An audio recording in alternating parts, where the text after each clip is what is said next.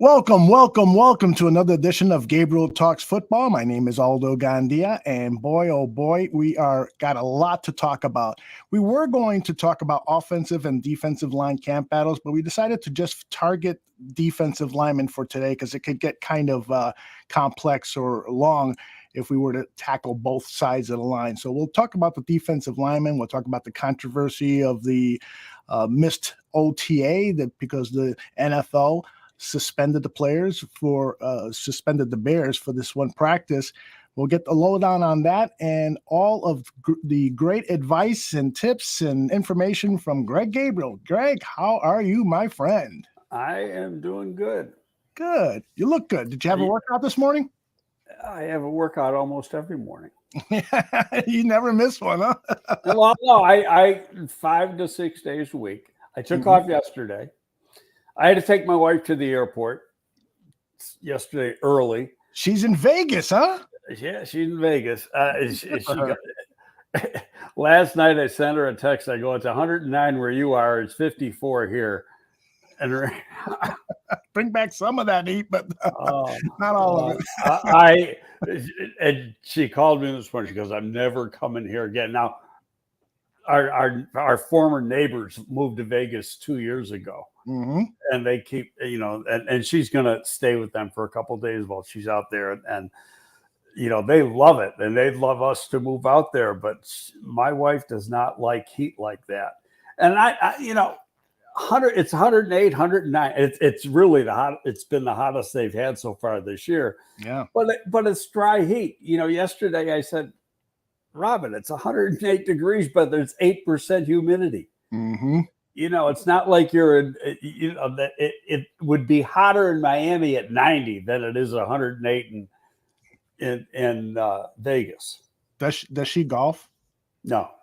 Okay, because I was going to say if she golfs, to just get an early tee time and that problem is cured. Right. I know a lot of people who live in that Vegas area, and the golfing can get problemsome when they set up a tee time for noon. It gets a little hot. Well, God, this was years ago now. I was in Phoenix for about a week, and I wanted to play golf, and they said tee off early. So I teed off at 6 o'clock in the morning, but I get up early. That's not a big deal going out that early for me. Yeah, when I played a lot of golf, I was among the first teeing off as the sun is coming over the horizon. There were a couple of times actually I teed off in the dark because I used to go when I was a member of Strawberry Creek, which is Jay Hilgenberg's club up in Kenosha. I used to go up there about 6:30, 6:45. I'd be the first person to tee off. I'd get in the cart. I'd play 18 holes in less than 2 hours. That's the way to play golf. That is, and then I got all day to do what I want to do, and I got around to golfing. Wow, I love it. So let's talk to something else that we love, the Chicago Bears. And of course, one of the big news stories coming out of Hallis Hall was that Tuesday. One of the big news stories is that this guy from the Sun-Times got hammered yesterday. Yeah, what was that all about? I saw your tweet on that. That guy was from the Sun-Times? I forgot his name. I don't even know. I've never heard of it. Froelich. I don't know who he is. I never heard of him, but I guess I don't even know if he was at the OTA, but he commented on the video clip that came out of Justin Fields throwing to Velus Jones. And he said, boy, he needs some work in the weight room. He sure looks small. He said about Velus or Justin? Yeah, no, Velus. Okay. And like hundreds jumped all over this poor guy that he took down his account. I guess he blocked a score of them and then took down his account. They hammered him to death. Oh my goodness. And you know what? Rightfully so, because it was a poor take. Yeah. Welcome to Chicago, whoever you are. Supposedly somebody said he's worked for the Sun-Times for 16 years, but I've never heard of him. So maybe he doesn't. My goodness. Washing the tubs or something, or cleaning the bathrooms. I don't know. Who cares? So let's talk about this OTA issue, which, of course, Matt Eberflus addressed. And for those of you who have not heard, The Bears were suspended for one OTA. They missed out on an OTA. This was Tuesdays because a players union representative weeks ago noticed some infractions that were against the CBA, players being pushed to the ground and so forth. And so they alerted the Chicago Bears. And then when they requested tape of subsequent practices, they saw that things had not been corrected to their taste. And so there was a suspension on that. Greg, you told me, well, let me play Eberflus first saying not a big deal. I don't actually see it as a big deal. What I do see, though, is this. As I see that our team, our football team, has to be able to adjust, adapt, and overcome and pivot in situations. So, how we handle this situation was awesome. Because our guys like, okay, that's fine, boom, and then pivot to the next day and boom and go. And that's what we're going to have to do. We're going to have to do that to win games. And that's what I was excited about. So adversity is going to come. It's how you deal with it that matters. You buying that? No, as usual, people want to make much to do about nothing. Here's reality. They still have 2 more practices than all the other teams in the NFL that don't have a new coach because they had the extra mini camp, in May. And that's when this happened. It happened at the opening mini camp. When I was there, we never got lost a day of OTAs, but we got a couple letters of reprimand, calm it down. And what happens is the league and or the union, and sometimes both on the same day, will send a guy to watch practice, and it's unannounced. All of a sudden he's there. Okay. He walks in the door in the morning. I'm here from the NFLPA. I'm here for the National Football League. I want to watch practice. And you got to let them watch it. They sit there and they take notes. And in these OTAs and in the mini camp, you're not allowed any contact. Theoretically, you're not allowed to lay your finger on anybody, which means, and most of the time, Aldo, this happens with the wide receivers and the DBs. And if you want to put a fault, because the linemen don't do anything. They're not allowed to. Right. So, you're not really allowed to jam a guy in press coverage because that's contact. Well, you get in the heat of the moment and you're lining up in press coverage, and instead of just, playing really more of an off type coverage, it's instinctive that you want to jam the guy and reroute him and everything else. And that's what happens. So, I've seen plays when I was there where a guy catches the pass over the middle and he gets tackled. Again, and it's not that you're trying to hurt the guy. Right. It's an instinctive thing with football players. And another thing, during practice, and especially this was during the Lovey years, and Peanut was there, the defense would constantly try to strip the ball, even in OTAs. And so technically that's breaking the rules because you're touching the guy on the other side of the ball. So, to me, it's much to do about nothing. And then they had another thing. A lot of times during OTAs and the veteran mini camp, they go bowling on the last day or something. That's right. Well, they don't ever practice anyway. So if the media, if anybody in the media wants to make a big deal about it, stupid. Yeah, I do think. Eberflus earlier in the offseason in a press conference when he was addressing a question about pushing and shoving and fights and so forth, he said the biggest thing that I tell the players is that it's taking away from practice time. Well, this took a whole practice away. And when you have such a young team, that you're trying to build chemistry between quarterback and wide receiver, between defensive backs and so forth and so on, any minute that is lost in a practice field is significant and shouldn't just be blown off. That's my take on it. No, I get what you're saying, but here's the reality of it. Every day in the off-season program, once they get into that phase, the first phase is it's strictly conditioning. They're out on the field. It's not offense against defense. but it's the offense on one side of the field, the defense on one side of the field, going over different plays. And you might have another, when it's the defense on the one side of the field, you might have some of your defensive players running routes, etc. Really, they haven't missed anything. And like I say, a lot of times teams cut out a day of OTAs or mini camp anyway. So this is the day they were going to go bowling or have a party at the beach or whatever. Because the coaches sometimes do that. And hell, they may do it next week for the mini camp anyway, especially if they like what they've seen. Yeah. Adeptus says these rules serve established veterans and they fuck bubble players, walk-ons, the guys that need the full contact testing to show that they can make the roster. And so it's interesting that he says that because Justin Jones, a veteran who was acquired from the San Diego Chargers to perhaps start at that 3-tech defensive line position, was asked about it, and this was his response. I know me coming in as a rookie in my second year also, you want to prove yourself any chance you get.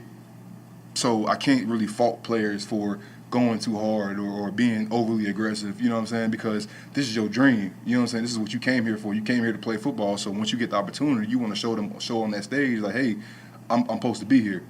So, when you get penalized for it, I just chalk it up to the game, honestly, because at the end of the day, like, these guys want to show, like, what they can do. We got some really good rookies here, really, really good young guys here who are really good at what they do, you know what I'm saying? So the biggest thing was, some guys were on the ground, I believe. And, when you're playing O-line, D-line, like, foot traffic happens, I feel like. And with that being said, like, like I said, sometimes it doesn't play in your favor, and that's kind of where we got hit. And it's, like I said, it's okay. It's okay. Chalking it to the game. Nobody got hurt. You know what I'm saying? Everybody had a good time, and to just leave it at that. I'm glad to hear him say that. It doesn't seem like a big deal after hearing him sharing that. I can tell you, before there was, quote, OTAs, and you had, it was just the beginning of having, this goes back in the 80s when I was with the Giants, and you'd have, a mini camp. You'd have a rookie mini camp and a regular mini camp, and you had your off-season program, and there was no real rules.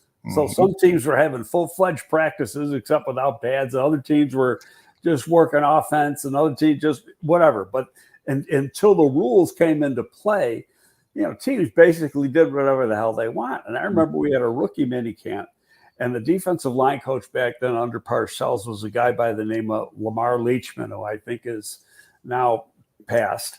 And Lamar was one of the best defensive line coaches I'd ever been around, and he would rile up his players. Now, this is rookie minicamp. The draft was the week before, and we had one-on-ones pass rush with no pads, no helmets. And these defensive guys would knight the dog shit out of the offensive players because Lamar would rile them up so much. Oh, that is fantastic. Sounds like when I played football over at Humboldt Park, we said, we're going to play tag. And by the middle of the game, people were just flat out knocking each other to the grass. That was awesome. All right. Before we start looking at the defensive linemen in this camp, I wanted to ask you about these trade rumors regarding DK Metcalf. Do you think these are silly? Do you think that there's anything to follow here? Not going to happen. Not in a million years. And why is that? Seattle. Hey, I'll tell you what. I'd love to see DK Metcalf here. He grew up right down the street. When you come over later, I'll show you where. But he lived there when his dad was with the Bears. I think they moved in there in like 2005. So he was a little kid then, and you never knew. And then seeing him run around as a little kid, that he's going to turn out to the star that he is. But Seattle does. They're trying to negotiate a contract, and he's doing what he can. The only thing he can do is hold out. Unfortunately for him, they changed the rules under the CBA that you don't show up to minicamp, you get fined. And it used to be, the teams could rescind the fines. You get a deal done and they throw the fine away. You can't even do that anymore. Oh, wow. Okay. Unless it's a, forgiven absence and that you had permission to miss it. Like, Baker Mayfield's not going to the Cleveland mini camp, but he has permission from the club not to do it, so he doesn't get a fine. Mm-hmm. But, the Seahawks have already said, Metcalf, this is, he's doing this on his own. So he gets a fine that cannot be rescinded. And it isn't cheap. Yeah.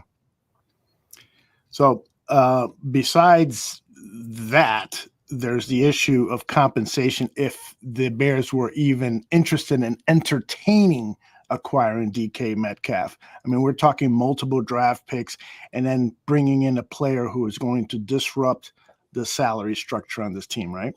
Well, I don't think the salary structure has a lot to do with it, except now, given what receivers are getting, you're talking probably north of $20 million a year. Right, more than Christian Kirk, right? Yeah. So, that guy screwed up the wide receiver market big time. And, so that's just not what Ryan Poles has. I'm not going to say he's not going to do it in the future. I almost guarantee he's going to do it in the future. Mm-hmm. Not what he's got as a mindset for 2022. Mm-hmm.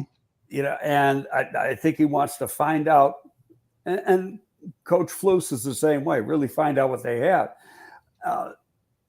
Metcalf, he's a good deep receiver, but he has limitations. Mm-hmm. People aren't going to want to know that. He is a little stiff on his hips. Don't go back to, when he was drafted. Mm-hmm. There's a lot of negatives about him. And he had great straight line speed. His agility times were horrendous, especially for a guy who had that kind of straight line speed, is because he's tight in the hips. So there's some routes that he's just not good at doing. Right. So, but Seattle just takes those, they don't let him do it. Yeah. He's good at certain things. Now, could he play X in this offense? Absolutely. Because that's I think the offenses were similar in what they had the X receiver do. He can do that. But I just think there's no way in hell that Seattle is going to let this guy get away. It's not like Russell Wilson was over 30 years old, right, and wanted out. This is a young player still. Mm-hmm. Yep. Jordan asked, well, since DK isn't going to happen, can you talk about Metcalf's dad? Terrence? What about him? Terrence is a good guy. Good guy? You like him? Oh, yeah. Terrence is a good guy. And a good football player, too. Mm-hmm. Big dude. Played at Ole Miss. I think he had one injury when he was at Ole Miss, and it affected him for a while. But a big guy. He was like a 325-pound guard. Oh, wow. I didn't realize he was that big. Oh, yeah. He was huge. Which is funny because, I've seen his wife, and now, you see Terrence and you see his wife, and then you go, oh, DK come out like that, It happens somehow, some way. Mm-hmm. All right, let's turn our attention to the defensive linemen. When you look at this group overall, Greg, what's your feeling at this early stage of the season? Do you think that we've got the weapons necessary to pressure quarterbacks and to help stop the run? Oh, the edge, without question. The edge is good. The edge is very good. You've got Quinn, who's going to line up at one end, and Flus likes to rotate. And if you go look at what they did at Indianapolis, except for Buckner, and he played in rotation too, except he rotated less than other guys. Mm-hmm. It's almost on a 50-50 rotation. So, you've got at least four guys that can play the edge, and you've got, they brought in and gave some money to El-Qadim Muhammad, who played for Flus. Mm-hmm. Now I got something in my mind about that one that I think could happen. I'm just not 100% sure. Okay. They drafted Dominique Robinson. He's a project. He was a wide receiver for a good part of his college career, got bigger. He's got the traits to excel, but I don't think, to me, you're going to see him as a special teams player this year. Mhm. But, you got Gibson, Muhammad, Quinn, Etta Ochu, Mhm. who has been mostly a stand-up outside linebacker, but as a pass rusher, has had some pretty good pass. To play in a rotation, he's pretty good. Mhm. And then you got Snowden, who to me is a question mark, only because I don't know if he's going to be able to get big enough to be able to play. Yeah, he was about 245. He's a real tall, long, lean guy. He's very athletic. I think he's stronger than he looks for a size, but he's got a narrow frame. Mm. And whether he can play defensive end in this scheme and hold the point, be able to play the run, we're going to find that out in August. Mhm. We don't know that now. But athletically, he's a really good fit. Now, the one thing I think could happen in pass rush situations is I would not be shocked to see, and I'm throwing a dart at the wall here, right? Sure. It is Muhammad play inside some in pass rush. Mhm. He's not a big guy. He's about 260 pounds.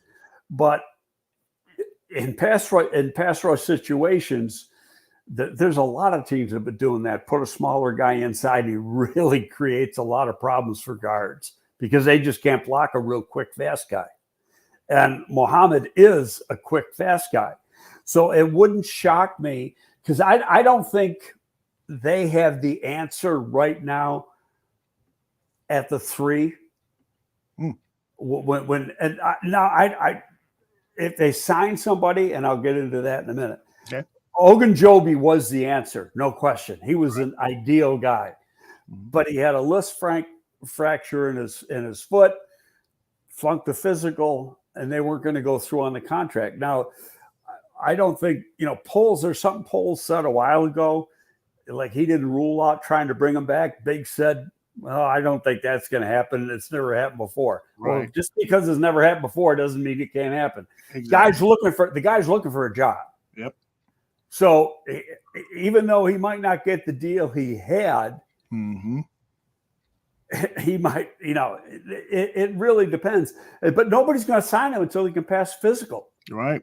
And that's the problem. And right now, nobody signed him. Right. Do you think he's taking physicals with other teams, or do you think that maybe his agent has said, we're not going to do anything until this thing gets remedied on its own or through rehab or whatever? I can't answer that. I don't know. I know that there's been players from the Jets pushing him to go to the Jets, but I don't know if the Jets want him yet. Again, you don't want to sign a guy that is going to miss part of a season or whatever. Mm-hmm. That's a given. And I think that was I don't know this for sure, but I think that's what the problem was here. Mm-hmm. I said, wait a minute. It's a List Frank fracture, but it's, to what degree? And, some are worse than others. Right. Right. So, and I think that's what it was. List Frank. I might be wrong. It might be a Jones fracture or something, but I know it was one of those name things. But he, and I know the doctors here, and they're not going to flunk a guy unless, especially a veteran that has production, unless it's pretty bad. Yeah. So regarding that 3 tech, this was Justin Jones talking about the importance of the position. You've told us many times now what the importance of that position is to this defense. Let's hear Justin's take. The 3 technique is the penetrator. He's the anchor of the defense. If you don't have disruption from that 3 technique, the defense doesn't work. You don't set the edge from that 3 technique, the defense doesn't work. So what we're going to do is we're getting up the field, we're knocking guys back, we're being aggressive, we're being disruptive, we're making plays in the backfield, we're having fun together, partying at the quarterback. That's what it is. You like having that responsibility? I do. I wake up every day in the morning. I wake up every day thinking about that. He was also asked if, as a follow-up to that, how much of a fit he was for that scheme. Just that penetrating, 3 technique, get off the ball, and really just effort. and that's kind of the staple of my game. I feel like, really just getting around, flying around, making tackles and making plays and being disruptive is kind of like my game. So, I feel like I fit in. I feel like I'm at home in this scheme, and the guys I'm around also help me along as well. Obviously learning the plays and everything, and making sure that we're all on the same page at all times on every down. So that's where we're at right now.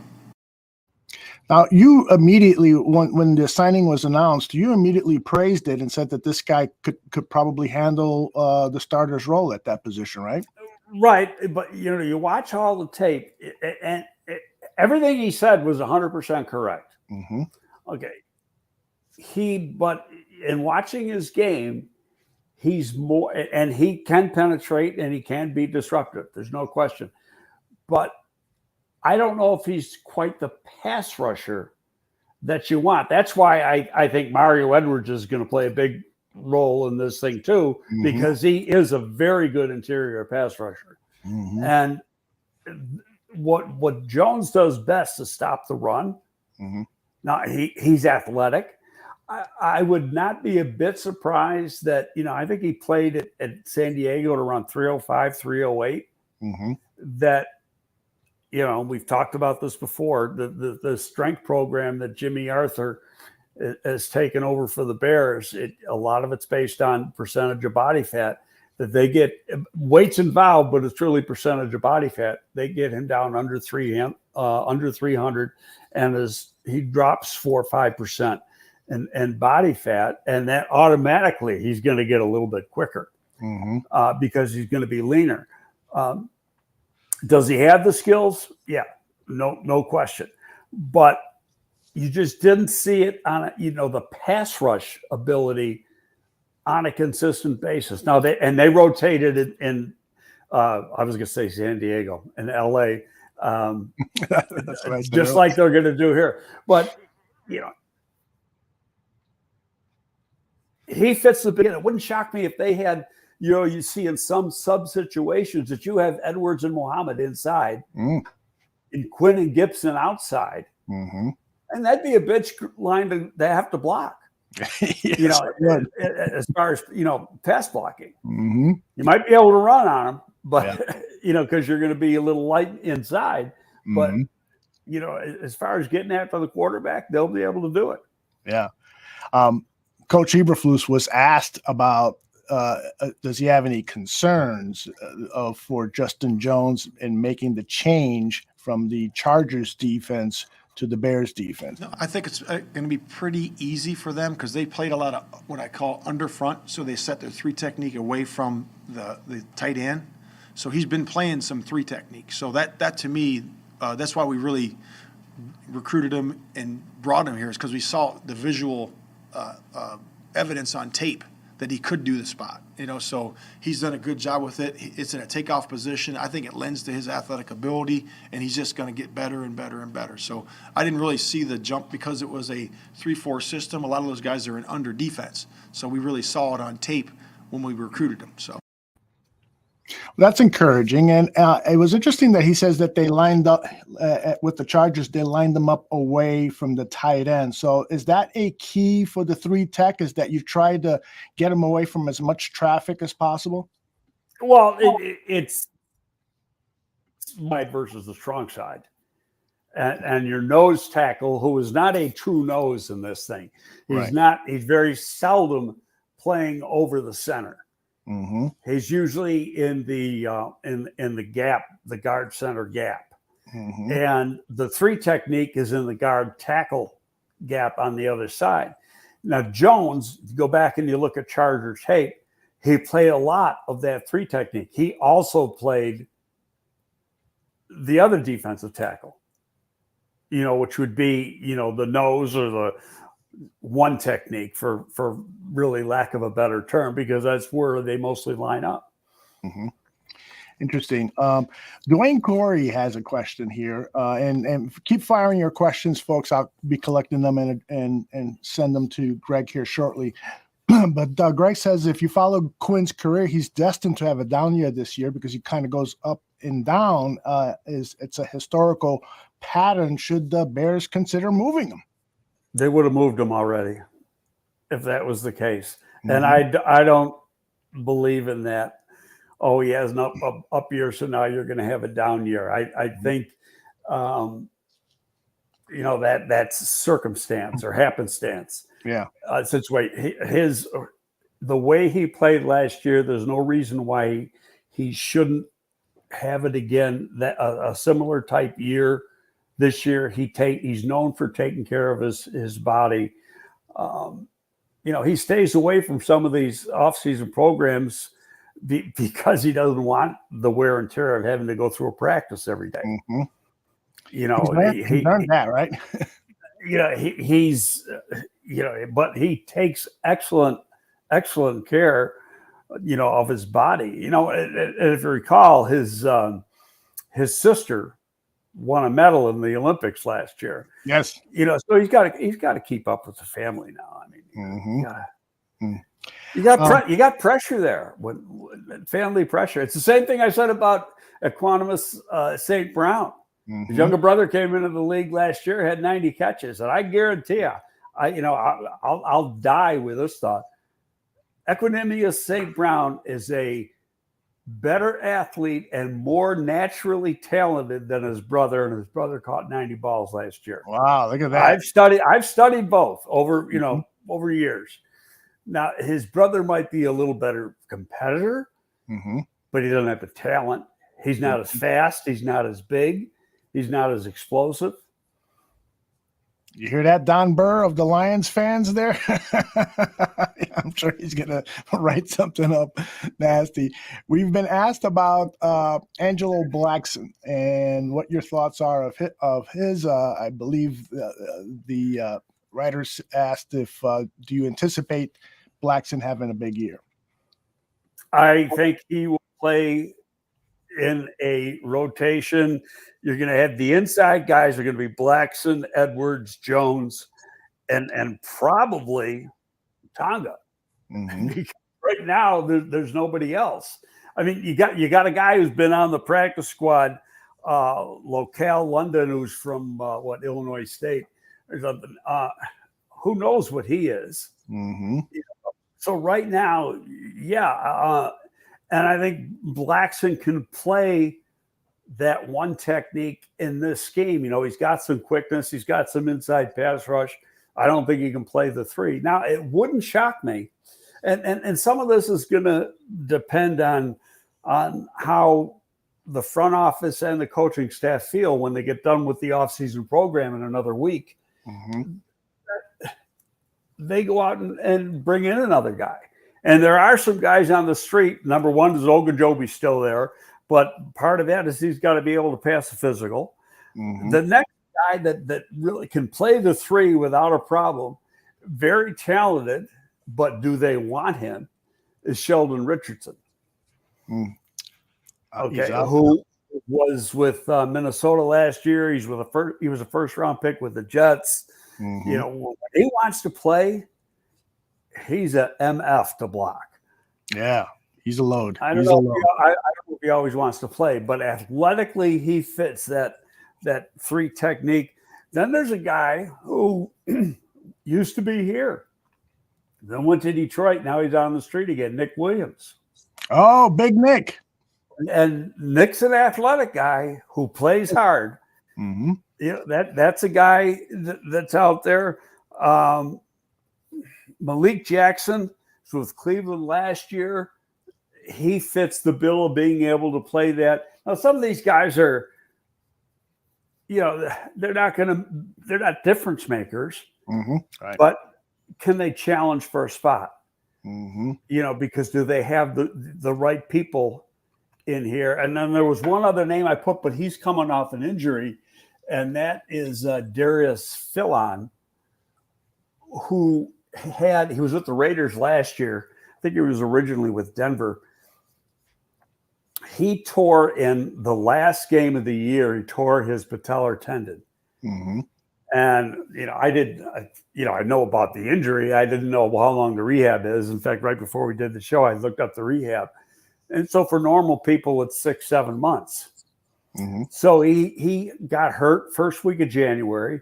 So, that 6 months is up, in another few weeks. So Is he ready to play yet? You know, who knows? Hmm. You know, you'd have to bring him in for a workout, put him through a physical, etc., and see if he's good to go. Nomad asked about Linval Joseph, who we Chicago Bears fans know very well because he's of his years with the Minnesota Vikings, a big Not in defensive this defense. Not in this defense. He's not a fit. No. Mm-hmm. No, you got to find guys that are fit for the scheme. And Linville, last year he was a fit. Mm-hmm. He's not a fit this year. All right, and let me ask you about Nomad's question about how deep are we currently with this roster on potential 3 techs? I think that's a good question because there's 2 right now that I can see. Right. And that's Jones and Mario Edwards. Right. And like I said, that's why it wouldn't shock me that in some sub-package situations, one of those outside guys and probably Muhammad could move inside. Jordan says that Tonga and Blackson are your 2 eyes. Justin Jones and Edwards are your 3 techs. That appears to be the way they're going to run on this. What about Tonga's effectiveness in playing a 4-3 after playing the 3-4? You have any concerns with that? Well, you know, I don't think he's an ideal fit, but there's one thing about him that you like for a couple things. Number one, he's an all-out competitor. And you go back and you look at his tape at BYU, he's a lot bigger, heavier, and he's probably another guy they've taken off pounds. He played at over 330 pounds last year, you know, which is who's he be? He'd be like, I guess if you wanted to have a comp, but he's a lot bigger right now. It's Spice Adams. Okay, so if you get him down to 315, 320, and Spice was the guy who played that, you know, Tommy Harris was the 3, and Spice was the, you know, the 1 technique. And he was able to do it. Now, we had one guy who played, and he played pretty good. He played some 3, and he played some 1. Remember Alfonso Boone? Oh, yes. And he was, you know, he was the anomaly, so to speak. He's about 320, but very, very athletic. Yeah. You're getting some agreement with the fact of Mario Edwards potentially being a terror at the 3 tech position. He might end up playing more snaps than Justin Jones at that position. We will see. Like I say, I think it's going to be a 50-50 split, only based on what Flus did last year or the last few years in Indianapolis. We were talking about Snowden earlier, and Cornelius asked a question. Would you try Snowden at middle linebacker to be kind of an Urlacher type player? He's too tall. He's never. Right? First of all, in this defense, it's about speed, quickness, and suddenness at those 2 at the Mike and the Will. Okay. He's fast. There's no question about that. But he doesn't have that suddenness that you want at a Mike. And he's never played it. Right. He's played outside, you know, his whole career. And you look at him, you know, I use the term, and he fits it too. Gee, his arms are so long he can tie his shoes without bending over. You know, he's got really good length. And, you know, that's not what you want inside. Yeah. But you have seen transitions for certain players who have moved from a different to a different position without a lot of experience. I mean, Big Cat Williams, you know, the list is long, but he just doesn't seem like a athletic fit at all, right? Right. And like Brian Urlacher, don't forget when they drafted him, they played him outside. Yeah, that's right. He was a Sam linebacker. And he looked like a bust. And then he looked awful. And then they moved him inside, and it was fine. And part of it had to do with he was a safety at New Mexico, so he was in the middle of the field. And it's really how it might sound stupid, but it's how you see the game, and you see the game differently from the middle than you do from the outside. Very good.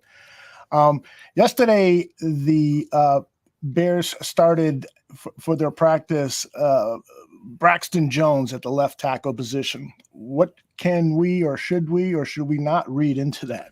Nothing. You know what? Right after the draft and at the beginning of OTAs, they said that's exactly what they were going to do. Yep. They were going to shuffle guys around and find out if they could actually play certain areas. Right. And they've probably, the media was at that particular practice. They only see one out of the three. They had 3 practices each week, and they only get to see one out of the 3. There's probably been a lot of shuffling going on that they never saw. Mm-hmm. So I wouldn't be a bit surprised if Borum and or Jenkins is played inside to see if they have the capability to play inside. I was speculating that yesterday with a friend of mine. At the risk of being redundant, this is exactly what Eberflus talked about yesterday.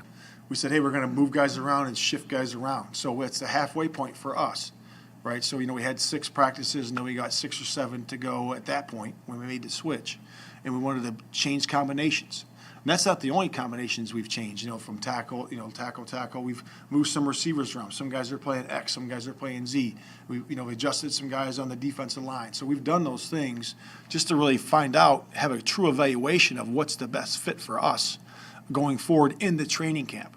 We might like the other combination. We might like this combination. We might not like, either one of them. Now let's go to the one here in training camp. So we'll figure out what the best thing is. And that's really just more information for the coaches to find out what's best for the Bears. It's almost word for word what you just said. Yeah, this is practice. I mean, it's not even practice. It's because there's no hitting. So this is when you got time to do this stuff. Yeah, you're installing your offense and you're installing your defense, but a lot of that's the terminology. Mm-hmm. Okay, but as far as where guys line up in this outside zone scheme, they're not going to be anywhere near as big as they were last year. I saw somebody said, there was an interview of Cody Whitehair in the city. He looks like he lost 10 pounds, and they said Pohl said he wants these guys lighter. And then the first thing that came to my mind, it's not about the weight, it's about body fat and percentage of body fat. And they're going to be assigned a certain percentage. And if they weigh 5 pounds more than their assigned weight, but their body fat is fine, then it's not a big deal. Yeah.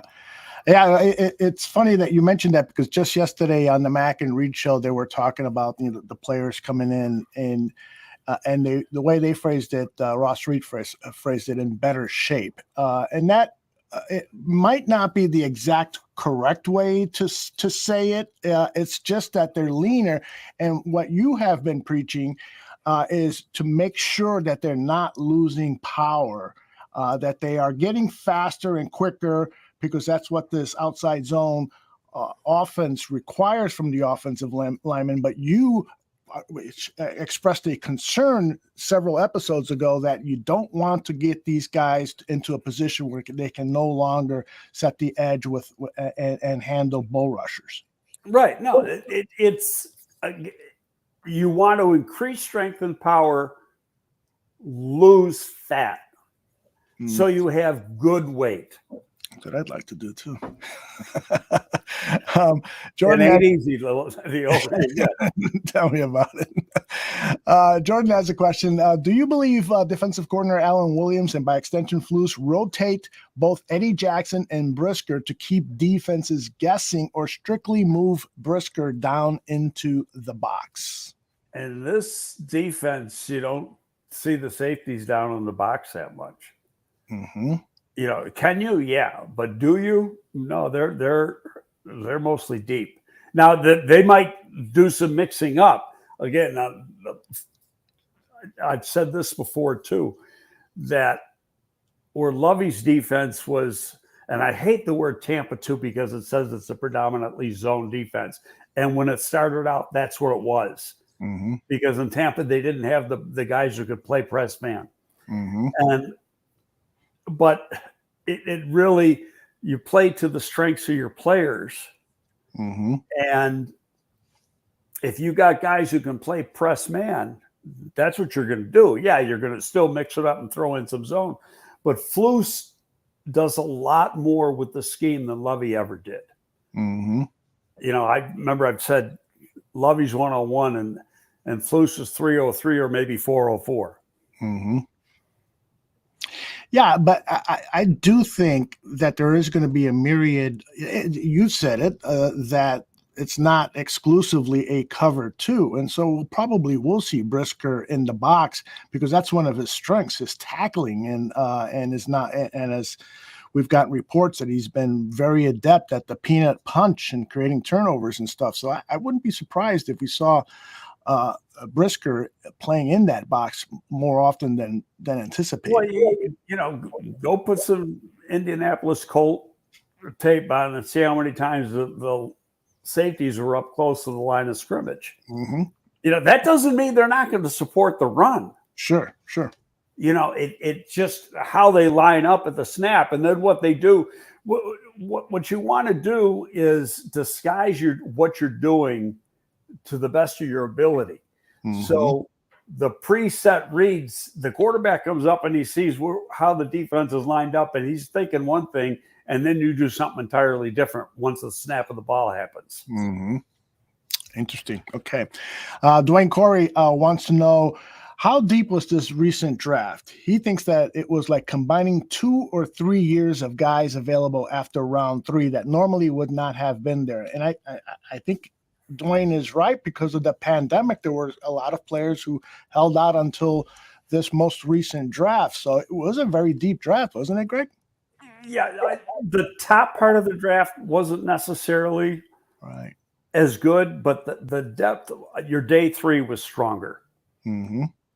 Mm-hmm. So I think that's a fair assessment. And a lot of it has to do with, you know, and you're going to see that even next year. Guys can get a 6-year. In fact, you know, I'm doing some work for one of the sports agencies, you know, evaluating some players for them. So, you know, who to go after, who not to go after. And I did this one player who's going to be a 6th-year guy next year. And this will be his 4th year starting.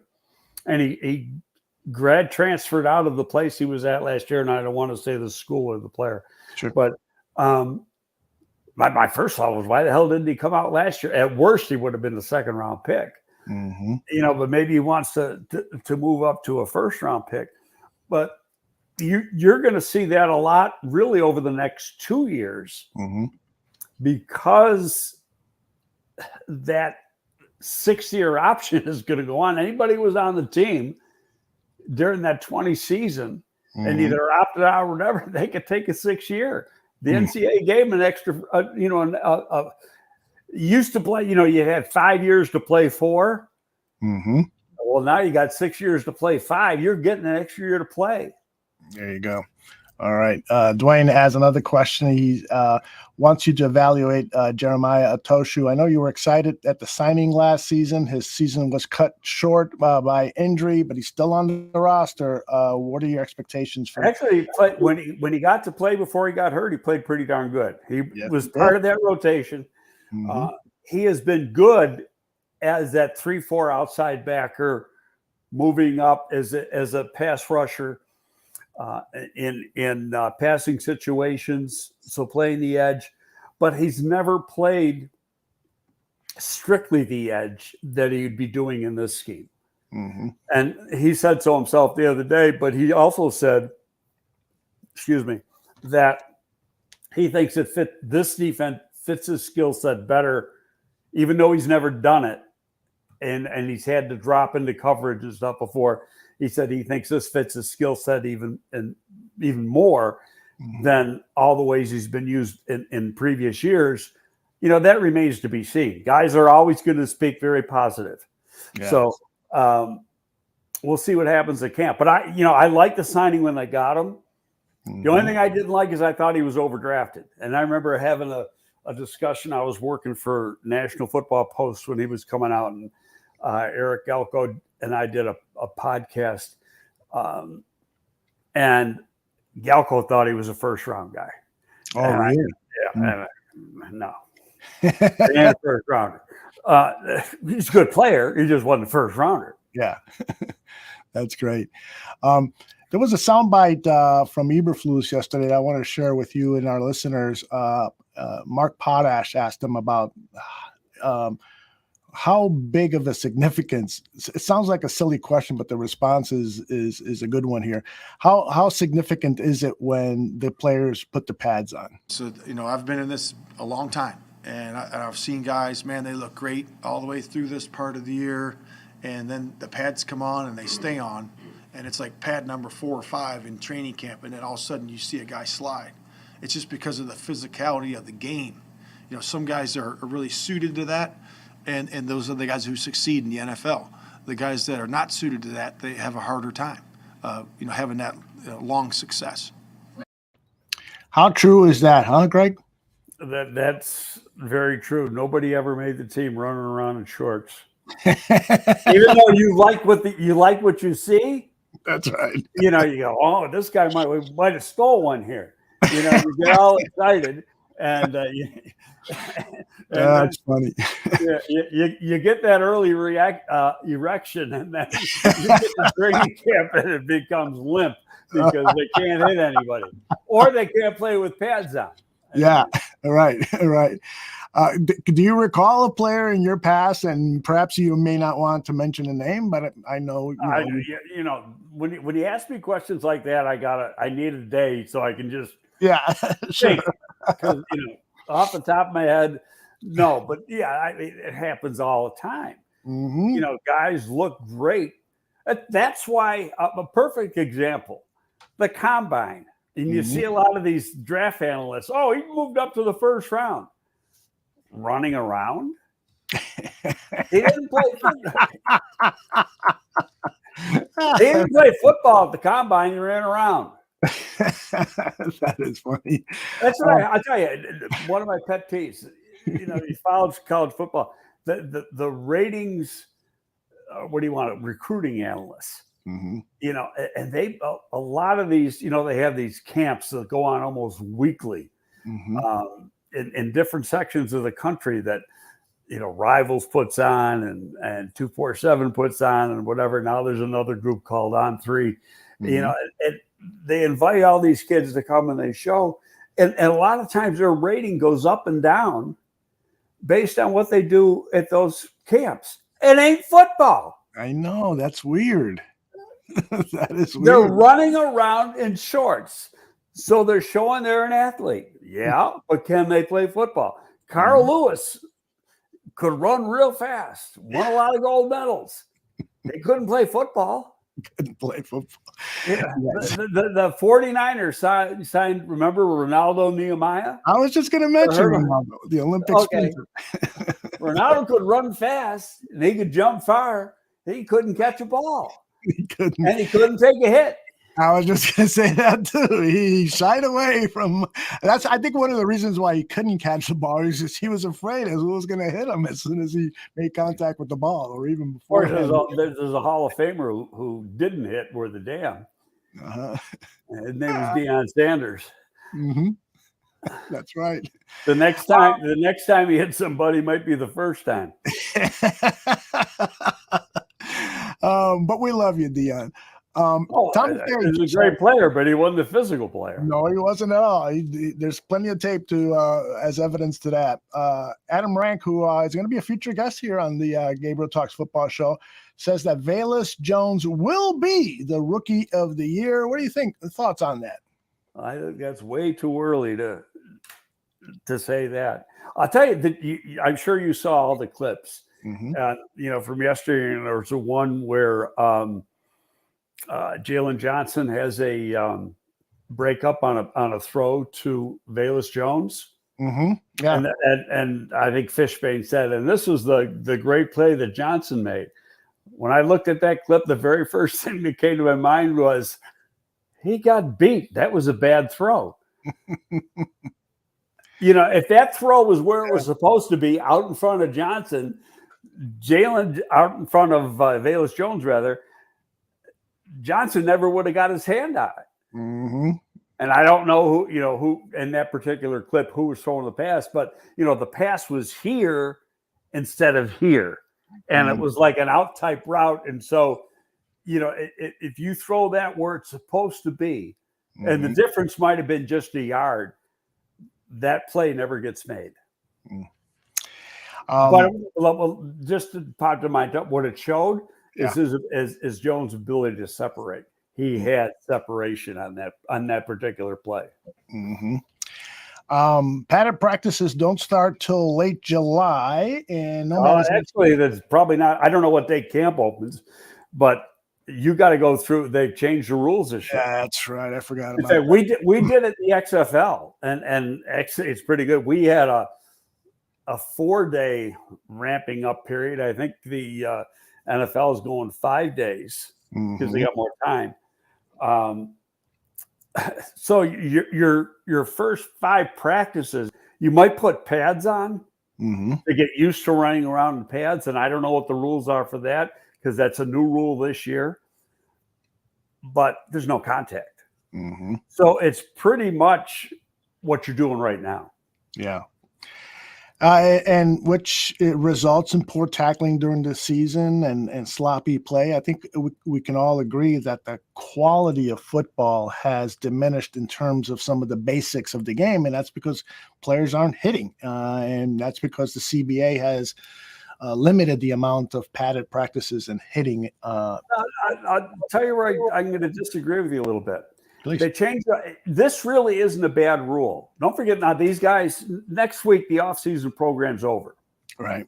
Okay. So now they've got 6 weeks, 5.5 weeks until camp starts. And I remember that, when I was working with the Giants, first day of practice, they did stretching. And as soon as they got done with stretching, Parcells had the nutcracker grill. The first morning of the first practice. That'll wake you up. Okay, well, now they got this ramping up period. Yeah. This theoretically, now from a theoretical point of view, the players aren't under any supervision of coaches for after the program ends next week until training camp starts. Now that doesn't mean they can't go into Hallis Hall and lift. And that does, and the strength coach can work with them, but no position coach can work with them. That's totally off limits. Yeah. And but if they want to go into Hallis Hall or go home to lift or whatever, that's up to them. Now, sometimes there's some guys, and you find out when camp starts who stayed in top shape and who got a little lazy. And some teams, I don't know if the Bears are going to do it. They have a conditioning drill, and that's actually what they do the first day is a conditioning test. And if you don't pass the conditioning test, you can't practice. Yeah, that's right. I recall, and I know they did that at the Colts, and Rusty Jones is at the Colts, and Jimmy's a protege of Rusty. So I assume that they're going to do that here.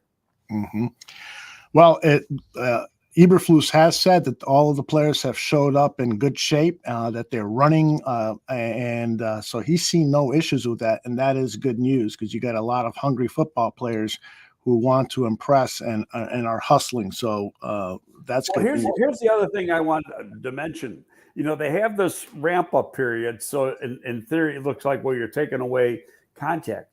Double sessions are back. Oh, okay. Okay, but now you can't have. I don't think you can have them 2 days in a row. But your second practice, it could be your first practice, however you set it up. One of those practices, no pads. Okay. So it's like a mini camp practice, and it's not the time limit. There's a set time limit on that second practice, but you still have. And I think that was you always have give and take in these things, and the coaches wanted more practices. So they got more practices, but there's certain rules. You're not going to have. I mean, when we used to have double sessions a lot, we had hitting in both practices. Now you're going to have one's going to be like a mini camp practice, and the other's going to be a real practice. So Do you think, in your opinion, with the way the CBA has set things up in terms of practices and the amount of hitting and the amount of pads and so forth, do you think we can get back to the NFL of old where we're seeing quality tackling? Here's the thing, the problem that I see. Who's ring calling? Oh, I don't know.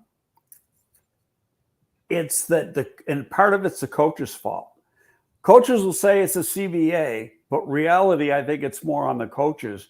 The coaches don't do the tackling because they're afraid somebody's going to get hurt and they don't want to lose a key guy. Mm-hmm. If I'm going to lose them, I'm going to lose them in a game. Yeah, good point. Okay, now there's things you can do to improve tackling without having real tackling. Mm-hmm. You know, on using the stand-up dummies and things like that. It's hitting them, wrapping them up, Right. running through the person. I think you can get by without all that tackling in practice. Now, one thing that it wouldn't shock me to see this year, I don't know if it'll carry over into next year, Mm-hmm. but often in a head coach's first year at a place, that first camp is a physical son of a bitch because he wants to find out who can play. Mm. And then once he finds out who can play, then he'll, the next year he'll let up a little bit because he'll already have the answers. Yeah. Yeah. Interesting. I want to play one soundbite from Justin Jones on Justin Fields just to collect these soundbites of how these players think about their franchise quarterback. He really loves the game of football. He has a commanding leadership on the field, like a legit field general. He's getting guys lined up, telling guys where to go and stuff like that. And I feel like the pace of his game has upped since last year. Obviously, your first year going into your second year, your speed of your game has excelled a lot. You know what I'm saying? I feel that way personally. And I'm really excited for the season he's about to have because, he, like you said, once you've played your first year and you've seen the speed of the game and you've seen how guys are moving and you've seen how fast DBs close the window and you've seen how fast receivers get open up the window and stuff for you, like I'm excited for what he's about to show because he's a lot more comfortable now. I like his answer. Yeah, isn't that a great answer? No, but all his answers have been good.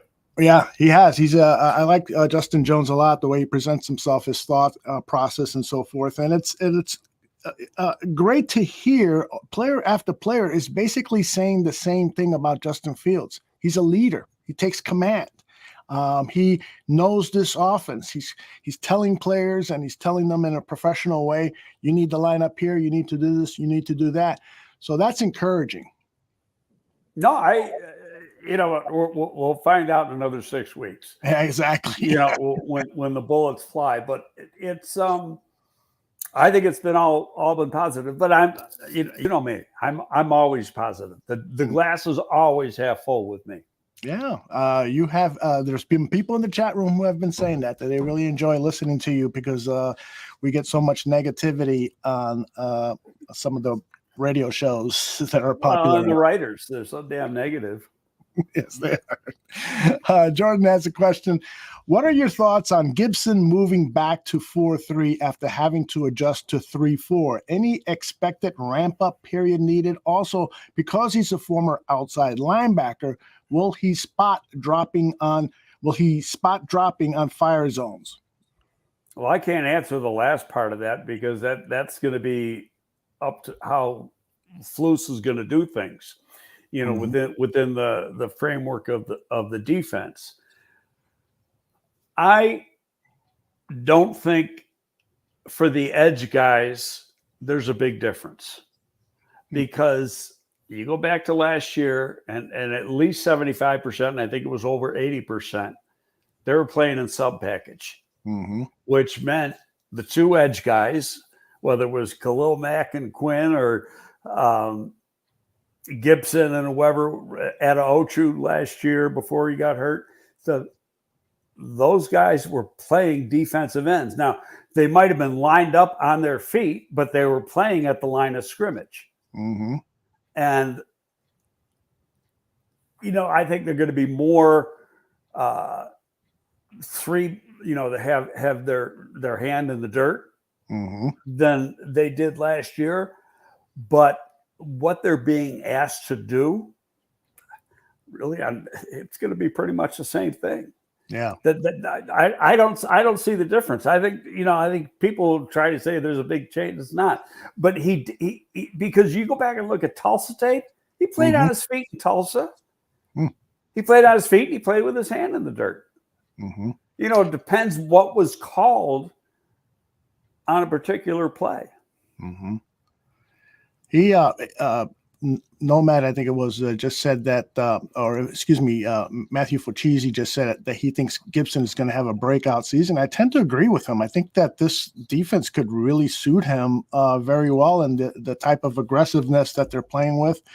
And the other guy that you love a lot, Caleb Johnson, I'm expecting big things out of him this season. I think he's going to challenge Morrow, Mm-hmm. or he could be the Sam. Right. But the Sam's not going to play that much. Mm-hmm. Now, the other thing, as far as breakout for Gibson, Mm-hmm. I thought he had a breakout last year. He played less than half the downs. He still had, 7.5, 8 sacks? Yeah. You look at his number of sacks per number of downs, it's way up here. Great.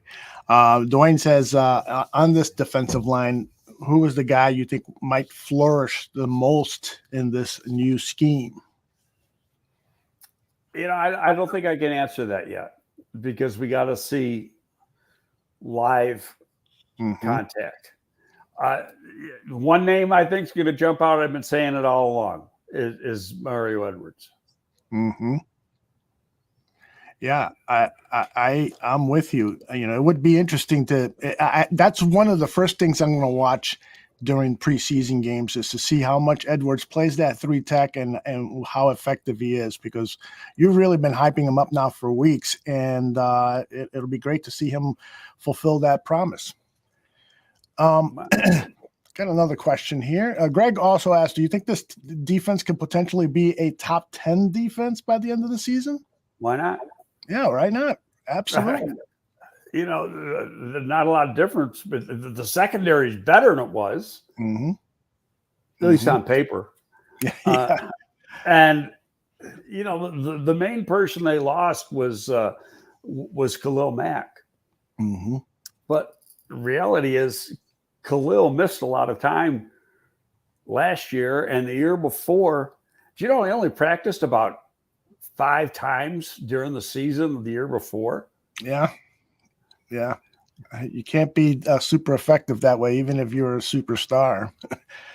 Nomad asks, regarding Gibson, do you think he can be effective inside at times? You talked about earlier in the show about moving players up and down the defensive line. Is Gibson a guy that you could potentially see? That's a possibility because of how he was used in college. Mm-hmm.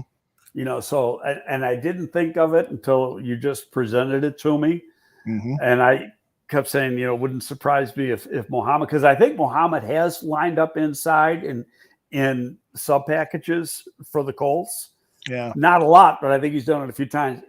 And go back to what Flus, you played that clip, with Flus a little while ago about, he said, well, we're doing it on both sides of the ball, moving guys around and seeing that certain guys can do, and that could very well have been a situation too, where when they get to that sub package, that Travis Gibson is the guy who moves inside, not El-Qadim Muhammad. Because you want to get your best pass rushers on the field. And if you can get one of those defensive ends that can hold up for a short period of time inside, then by all means do it.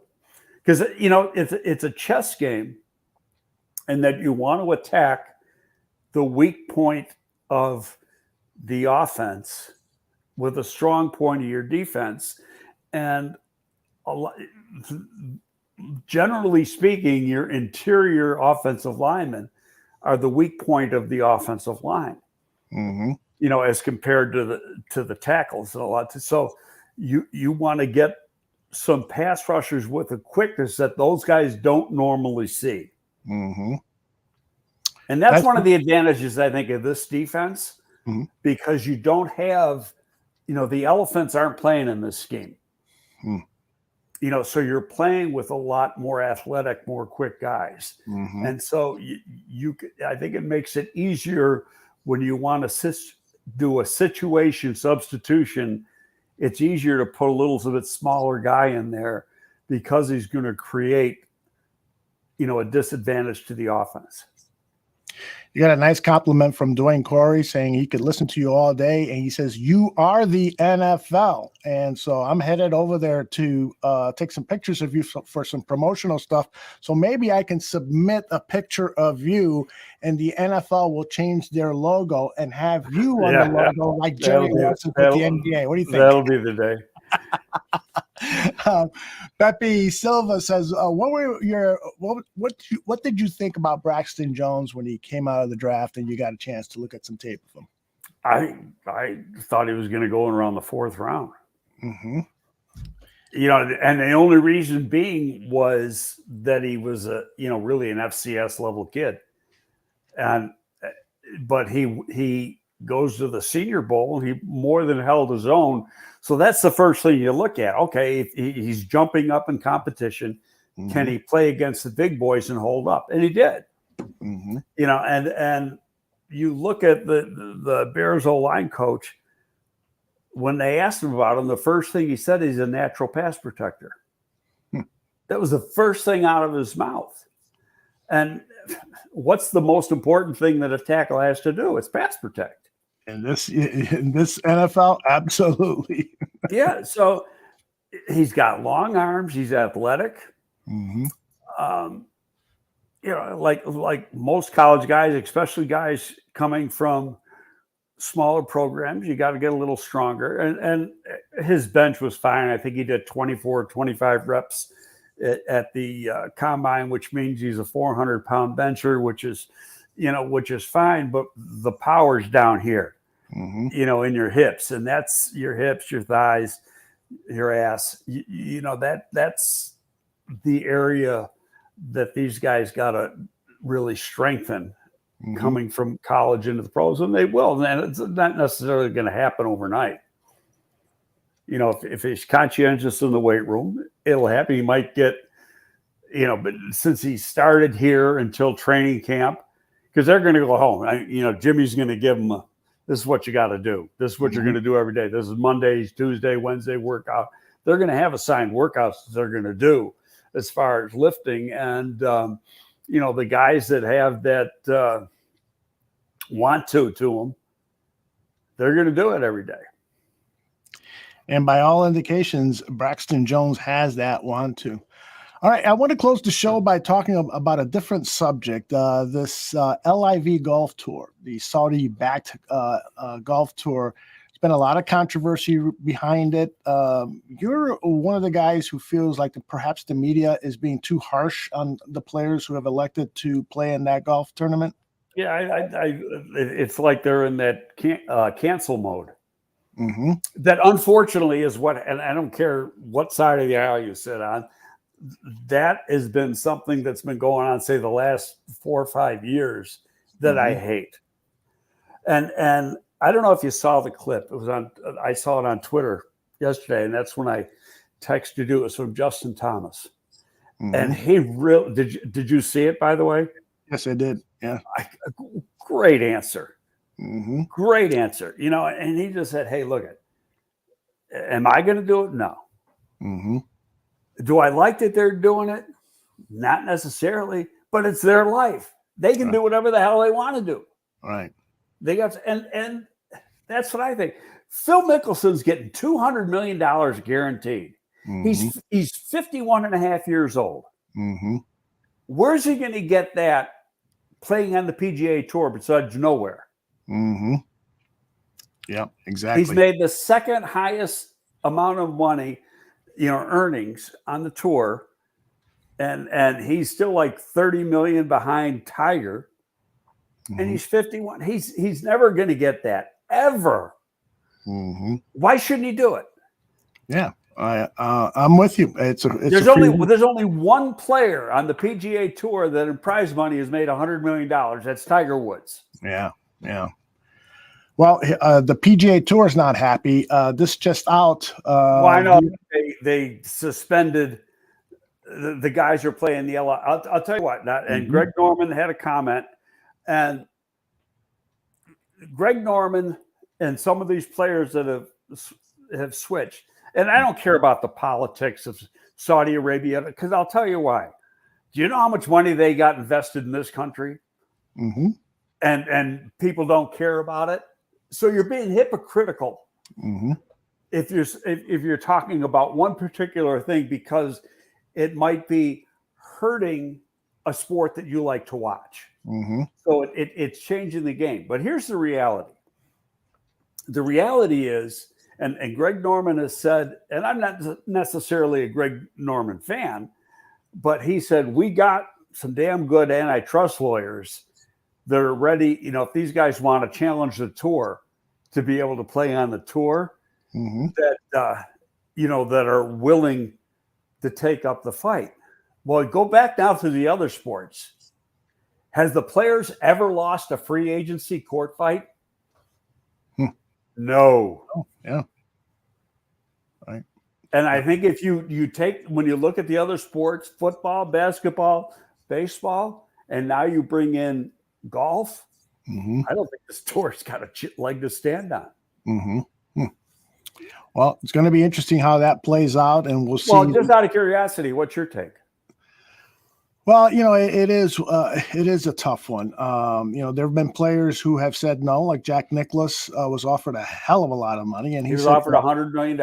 Right, and he felt a sense of loyalty to the PGA. He didn't mention anything about the politics involved.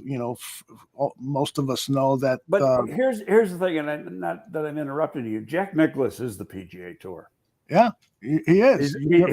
He's won more majors than anybody else. Right. He's the guy that built the tour. Him and Arnold Palmer. Right. Okay. So I see where Jack Nicklaus is coming. Plus, he's 80-something years old. That's right. What's he going to do with another $100 million? Yeah. Why? And he's already as rich as he can be. What's he want to tarnish his legacy for, to get a pissing match? Yeah. He's not going to do it. So I don't blame him. But I'll tell you, there's a lot of pretty good players that were predominantly European Tour, which is now called the DP Tour, players that are playing in this thing. Lee Westwood and a bunch of these other guys, they're damn good players. No, I don't think the European Tour has said these guys can't play in European Tour events. It's the PGA said they can't play in PGA Tour events. Right. But the PGA does not control the majors. Oh, that's right. So that, like the U.S. Open said, these guys, if they qualify, they can play. And the British Open is really part of the European Tour. And the European Tour has, as far as I know of, I think there's at least 4 events that are played in the Middle East. They're not gonna buck anything.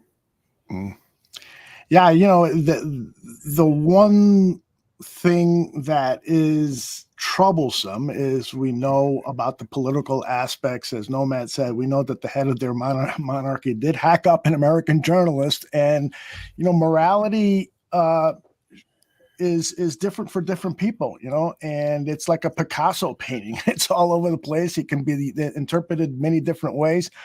I probably, if I was a professional golfer making a good living on the PGA, I would probably say no to that, just out of a sense of morality, but I wouldn't at all complain about any other player who accepted an offer to play over there. That's their business. We have to value diversity, and while we may not understand some choices, we have to respect them. I think that's pretty well said right there. Each person has the right really to do what he thinks is right for him. Mm-hmm. Now, probably the biggest loss to the tour, it's not Phil Mickelson. Phil Mickelson's, like I said, he'd be playing more on the senior tour than he would on the That's right. on the regular tour. By the way, did you see any recent pictures of him? No, is he He lost looks like he's lost 30 pounds. weight? Good for him. I mean, his face is a lot thinner. I know over the last 10 years, he's really worked on. Yeah, but I mean, body. pictures just from the last couple days Well, looks like his face is a lot thinner. So I'm sure that, and then they had he had the suit on and stuff, but he looks a lot trimmer than he was, the last time we saw him. Mm-hmm. One of I forgot what my point was regarding all of this money. It'll come to me, and we'll share it on a future show. Any other last thoughts that you have for our? Well, I'll tell you, there's a name I saw last night that could be a shock name that goes to the next event, which is actually in the United States. I think it's in Portland, Oregon, and that's Brooks Koepka. Okay. Excellent. And his younger brother's already playing on the LIV tour, and there are strong now. The DeChambeau has left, and there's rumor Ricky Fowler's going. I mean, so these are good names, and so that's why I think this is a lot bigger challenge to the PGA Tour than they ever thought it was going to be. They thought when they put their foot down a few months ago that nothing was going to happen, and they were wrong. Yeah. Well, and that's probably why the PGA has now suspended these players. They're trying to stop this, and so that's probably the only card they had to play. I don't think it's going to stop them. I really don't, because hey, although if somebody comes up to you and says, I'm going to give you instead of working for the Barroom Network, I'm going to give you, $20 million to work for the Saudi podcast. Yeah. Damn well you're taking the money and run. No comment. Yeah, don't tell me that. Don't comment. Sign me up. Sign me. 20 million. Where do I sign? I'm gonna be a grandfather soon. That 20 million. People might want to. Criticize me. I don't care. I just people are. If somebody wants to do something, go ahead and do it. I don't really care. I'm going to do what I want to do, and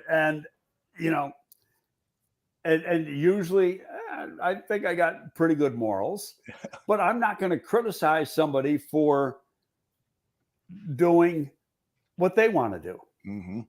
Yeah.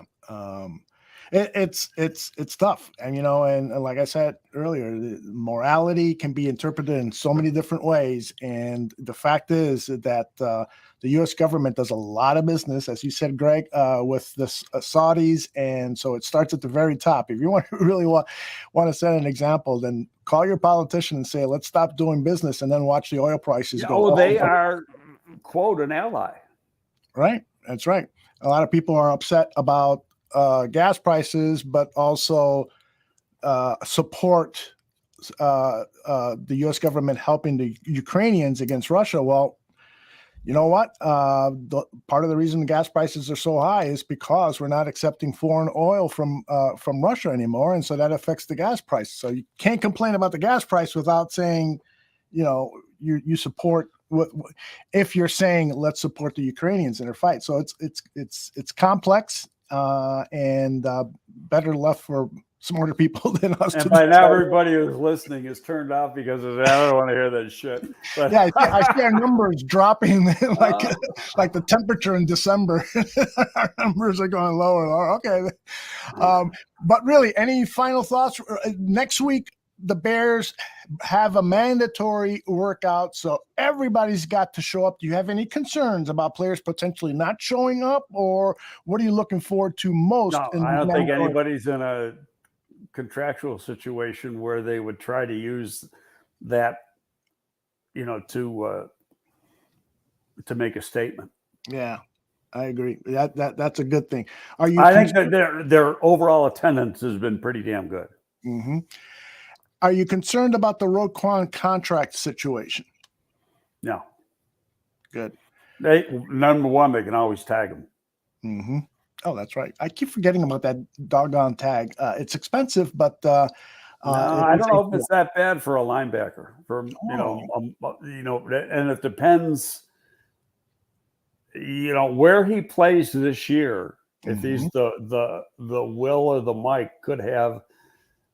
I got to look into that because there's, it's the tag has to do with position, and so do they have Wills and Mikes grouped as inside linebackers? I don't have the answer to that. Okay. All right. Well, I am headed over to Greg's to take some photographs of him. Well, stay on. I got to tell you how to get here. Yeah, no swimsuit photos. Okay, this is going to be pretty close. So for Greg Gabriel, my name is Aldo Gandia. We'll see you next week. What do you want to do next week? Maybe Thursday again after we've gotten most of the mandatory practices out of the way. Yeah, that's fine. All right. Well, pencil in. Now let me ask you this: do you want to bring in our friend from the NFL Network next week, or do you want to wait? Let's wait another week. Okay, because I told him 15 minutes. Yeah. 15, 20 minutes. Yeah, that'd be fun. He's a great guy, funny guy, and a huge Bears fan. Yep. We're talking about Adam Rank, by the way. So we will see you all next week, and all of these programs are on demand. In fact, I'm putting together an ad, Greg, where people can easily access all of your previous shows, because I know you got a growing fan base for this podcast and everything that you really do, all your guest appearances on other shows and so forth. So I'm trying to make them easily accessible to people. So that will be ready soon. I better hire Tom Cruise. Yes, you better. Show me the money. Exactly. All right, everybody. For Greg Gabriel, I'm Aldo Gandia. We'll see you next week. Bye-bye. Okay.